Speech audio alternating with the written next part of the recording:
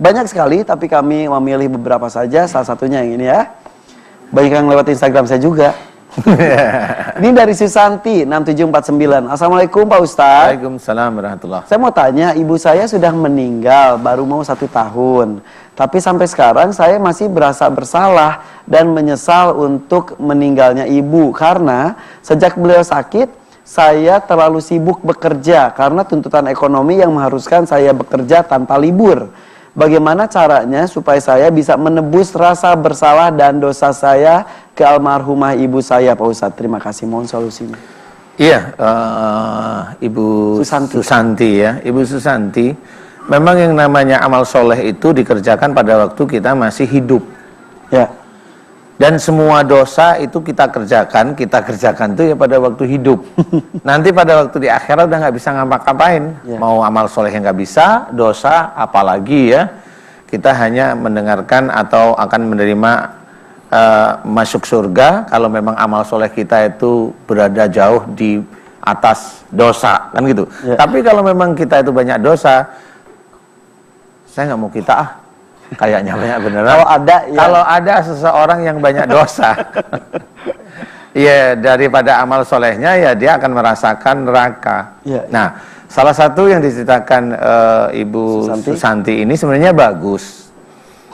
Tapi yang harus dikerjakan adalah bagaimana setelah ibu saya meninggal saya merasa bersalah. Menyesal karena tidak mendampingi pada waktu. Ya saya tidak bisa cerita kesibukan bekerja itu seperti itu. Tapi paling tidak pada waktu ibu, nggak usah nunggu sakit. Pada waktu ibu itu sebelum sakit itu kita harus hormat, harus ngeladenin dan sebagainya. Itu sudah jawaban bahwa kita itu melakukan tugas kita sebagai seorang anak di hadapan orang tua dan di hadapan Allah. Niat kita jangan sampai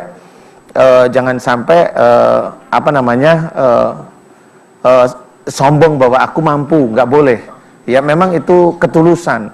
Nggak usah yang anak-anak yang cewek, anak-anak yang cowok pun sama. Seorang laki-laki dia lihat ibunya, kemudian diajak rumahnya, kemudian dihormati. Ya namanya ibu gimana sih?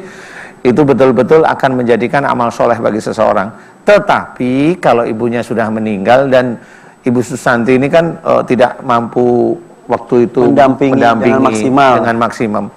Sebenarnya dengan sadarnya ini alhamdulillah ini hidayah dari Allah Ta'ala. Tetapi kalau bagaimana cara saya membalas, nggak ada bisa dibalas. Kalau sudah meninggal nggak ada balasan. Maksudnya dari anaknya ke orang tuanya udah nggak bisa. Jadi anak solehah aja ya?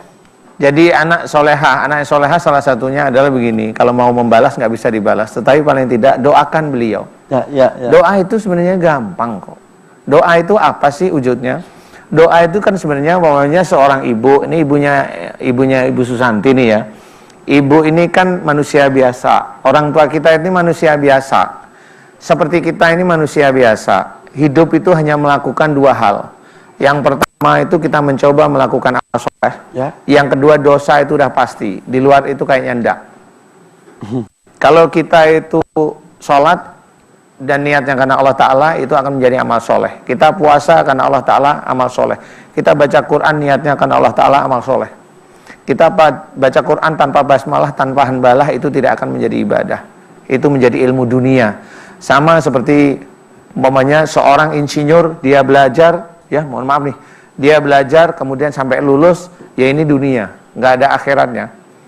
Bekerja dia dari pagi sampai sore puluhan tahun tanpa basmalah, tanpa hamdalah, ini nggak ada nilainya di hadapan Allah Ta'ala. Itu duniawi.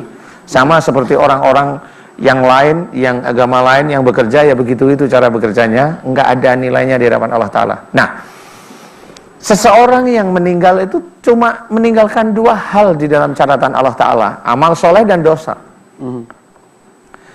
Kalau nanti di akhirat yang jelas ayat ini akan muncul nih. Innal hasanati yudhibnas sayyi'ah. Jadi sesungguhnya amal soleh itu akan mengurangi amal perbuatan buruk. Nah, persoalannya amal soleh seseorang itu banyak dan tidak itu tahu nggak? Itu aja. Tahu nggak? Kita nyakitin orang dosa. Ya, kita berani sama suami ngomong baik-baik, kita ngomong yang ngelunjak dosa. Ya, kita ngomong kasar sama orang lain kasar ya dosa sudah. Padahal kita sholat cuma 5 menit. Kita melakukan dosa itu hampir setiap hari, Nah itu kalau ditimbang, otomatis saya cerita, orang muslim banyak dosanya. Saya, kalau mamanya saya di sini diizinkan oleh Allah Ta'ala dakwah, saya merasa lebih tinggi daripada ibu-ibu atau pemirsa di rumah. Yang tahu itu hanya saya sama Allah Ta'ala. Itu sudah dosa saya. Pamer, riya, karena merasa lebih tinggi. Itulah yang harus dijaga. Itu harus dijaga, beneran. Ya. Nah, kalau memang ingin menjadi anak yang soleh seperti Ibu Susanti, didoakan aja dosa-dosa beliau agar diampuni. Doanya bagaimana? Ya Allah, jika selama hidup ibu saya sejak akhir balik hingga meninggalnya beliau banyak melakukan dosa, melanggar firman-firman-Mu dalam Quran dan sunnah Rasul-Mu, aku mohon kepadamu ampuni dosa ibu saya. Itu sudah cukup.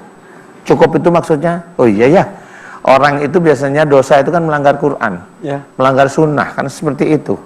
Nah itu cukup sejak akhir balik hingga saat beliau meninggal, cukup. Cuma cukupnya ini yang mana yang mau diampuni oleh Allah Ta'ala. Nah itu harus doa itu diteruskan, diulangi.